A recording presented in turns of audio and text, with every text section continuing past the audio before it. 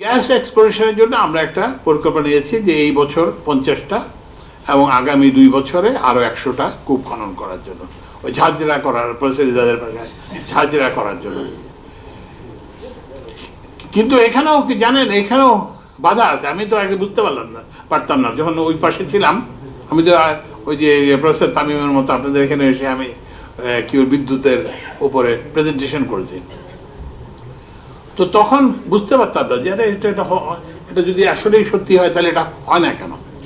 তো আমরা যখন পরিকল্পনা নিলাম তখন এখানে ওখানে দেখা যাচ্ছে যে কারণ এগুলো তো একটু ব্যয়বহুল, এই যে গ্যাস এক্সপ্লোরেশন। তো এখানে বলা আছে একটা কত 100 কোটি টাকা নয় তার বেশি হলে একটা থার্ড পার্টি স্টাডি করতে হবে। একটা পরিকল্পনা কমিশনের একটা পরিপত্রে বলা আছে, এবং এইসব স্টাডিগুলো করতে ওরা এক বছরের বেশি নেয় সমানে। অথচ এদের কাছে কোনো তথ্য নাই।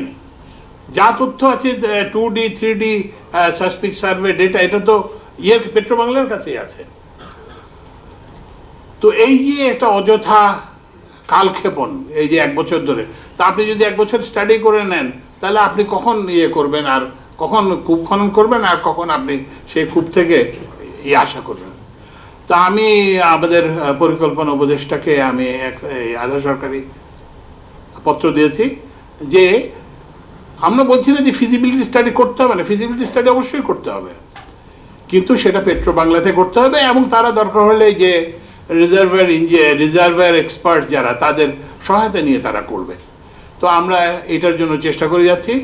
কিন্তু আমি যদিও নিজে বিউরোক্রেসির অংশ ছিলাম, এখন নিজের ছায়ার সঙ্গে নিজেকে যুদ্ধ করতে হচ্ছে।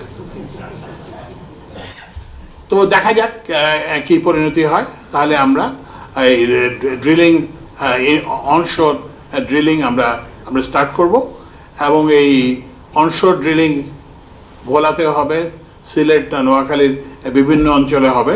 তো আপনারাও একটু এটার জন্য আওয়াজ তোলেন যে এইসব যে রিকোয়ারমেন্ট যেগুলো 1 বছর পিছিয়ে দেয়, 2 বছর পিছিয়ে দেয় ড্রিলিংকে, এগুলোর ব্যাপারে আপনাদেরও কিন্তু তুলতে হবে। কারণ এখানে আপনাদের স্বার্থ জড়িত, আমার তো কোনো ব্যক্তিগত স্বার্থ নাই যে ওই 50টা ড্রিলিং করলে কিংবা 1000 ড্রিলিং করলে আমার বাসায় আমি কতটাই গ্যাস ব্যবহার করি।